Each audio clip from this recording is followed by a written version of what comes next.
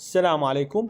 بهذا الفيديو راح اشرح لكم طريقة التقديم على الجواز الالكتروني العراقي خطوة بخطوة ان شاء الله. طبعا مثل ما تعرفون تم تفعيل الجواز الالكتروني العراقي، فاذا انت تريد تقدم عليه ان شاء الله في هذا الفيديو راح تشاهد الخطوات وبشكل سهل جدا. كل اللي عليك تسوي تروح على البحث مثل ما تشاهدون في جوجل، ثم تقوم بكتابة الجواز الالكتروني العراقي مثل ما تشاهدون امامكم، ثم هنا تختار من الجواز الالكتروني العراقي اللي ظاهر بهذا الشكل، نقوم بفتحه. هنا راح ننتظر لحظات مثل ما تشاهدون راح تظهر امامنا هاي الواجهه. اذا تشاهدون هنا مكتوب اضغط هنا للحجز، فبمجرد نضغط بهذا الشكل هنا مثل ما تشاهدون تخلون علامه صح. بعد ذلك تختار اللغه اللي انت تريد تقدم عليها، سواء اللغه الكرديه او اللغه العربيه، فانا اكيد راح اختار التقديم باللغه العربيه. وهنا مثل ما تشاهدون امامكم راح تظهر بعدها هاي الصفحه. طبعا هنا اكيد ملاحظه مهمه كاتبين لكم يرجى الالتزام بمواعيد الحجز والحضور في الوقت المحدد، لانه احنا هسه ان شاء الله مثل ما راح تشاهدون بالتقديم راح نختار تاريخ معين ويوم معين حتى نروح ان شاء الله في هذا التاريخ وفي هذا اليوم نستلم الجواز الالكتروني، فاكيد لازم نلتزم بهذا الموعد. طبعا هم يفضل انه تروح لهناك قبل نصف ساعه من موعد الاستلام، واضح؟ طبعا ايضا ملاحظه مهمه جدا، لازم تكون عندك بطاقة فيزا كارد او ماستر كارد للدفع، تمام؟ لان الدفع راح يكون الكتروني، واذا انت ما عندك نهائيا هم ان شاء الله راح يوفروا لك بطاقة حتى من خلالها تدفع الكترونيا. فاكيد هنا اذا تشاهدون هاي التعليمات بصراحة مهمة جدا، ان شاء الله انتم راح تقروها. فاذا انزل للاسفل اختار موافقة بهذا الشكل، ثم بعد ذلك اختار التالي.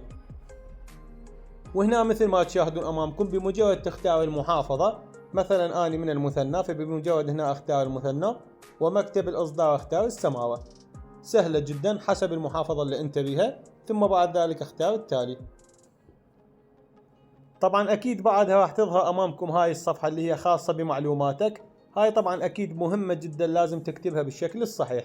بكل تأكيد هنا اسمك، ثم اسم الاب واسم الجد.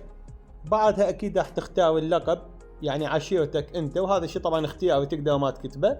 اذا انزل هنا للاسفل مثل ما تشاهدون رقم البطاقة الموحدة او البطاقة الوطنية، تمام؟ ثم بعد ذلك اكيد رقم الهاتف. هنا الجنس اكيد ذكر او انثى. وهنا طبعا اذا يعني تحجز ايضا للعائلة، هذا الشيء راجع لك، تختار اما نعم او لا مثل ما تشاهدون امامكم. الان ان شاء الله راح اضيف هاي المعلومات وارجع لكم.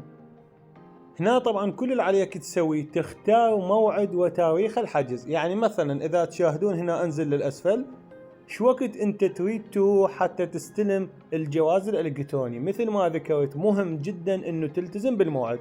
طبعا هم ايضا كاتبين ملاحظة انه اذا تجاوز الموعد، يعني اذا ما رحت باليوم المحدد خلال 5 ايام تقدر تروح مرة ثانية وتدفع تكاليف 5000، تمام؟ لكن انت لازم تلتزم بالموعد حتى ان شاء الله تتجنب كل المشاكل. اكيد انت لازم تختار الموعد اللي يناسبك، شو وقت عندك مثلا عطلة او اجازة او وقت انت يعني يسمح وقتك انه تروح تستلم الجواز به، فلازم تختاره. انا الان على سبيل المثال راح اختار يوم الاحد ان شاء الله المصادف 5/5، تمام؟ لانه ان شاء الله اقدر اروح في يوم الاحد. فمثل ما تشاهدون هنا مختاره اني. اذا مثلا تريد تختار الاثنين او الثلاثاء او اي يوم انت يعجبك، بمجرد تضغط عليه بهذا الشكل. اما بالنسبة الى وقت الحجز فهنا اكيد لازم تختار الوقت اللي يكون مناسب لك. انا مثلا ان شاء الله خلينا نقول راح اختار على سبيل المثال الساعة 12 ظهرا بهذا الشكل، 12 ظهرا، واضح؟ فبعونه تعالى يوم الاحد 5/5 الساعة 12 انا تقريبا لازم اروح 11:30 حتى اكون جاهز. فكل اللي علي اسوي بعد ما اختاريت تاريخ الحجز ووقت الحجز، انزل هنا للاسفل اختار التالي.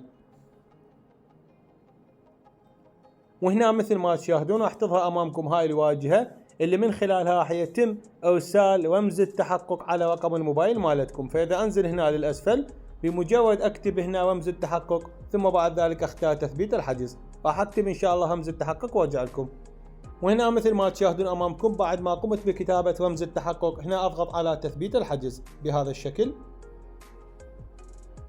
وهنا مثل ما تشاهدون امامكم تم التقديم بنجاح. طبعا ملاحظة مهمة جدا، هنا راح يطلب من عندكم تحفظون هذا الكود او احنا نسميه الكيو ار كود اللي ظاهر امامكم، لازم تقومون بحفظه. يعني بمجرد هنا تختارون تنزيل او حفظ بالجهاز راح يتم حفظه في موبايلكم، حتى ان شاء الله اذا رحتوا لاستلام الجواز الالكتروني راح يطلبون من عندكم هذا الكود.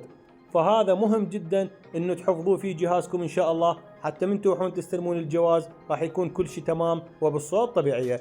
هنا مثل ما تشاهدون طبعا اذا انزل للاسفل اكيد هنا مكتب المواجعة السماوة. تاريخ المواجعة مثل ما ذكرت انا اختاريت يوم 5/5 ان شاء الله، وايضا الساعة 12 ظهرا، وهنا اسم الكامل ورقم البطاقة الوطنية مالتي. ومثل ما شاهدتوا هاي طريقة التقديم سهلة جدا.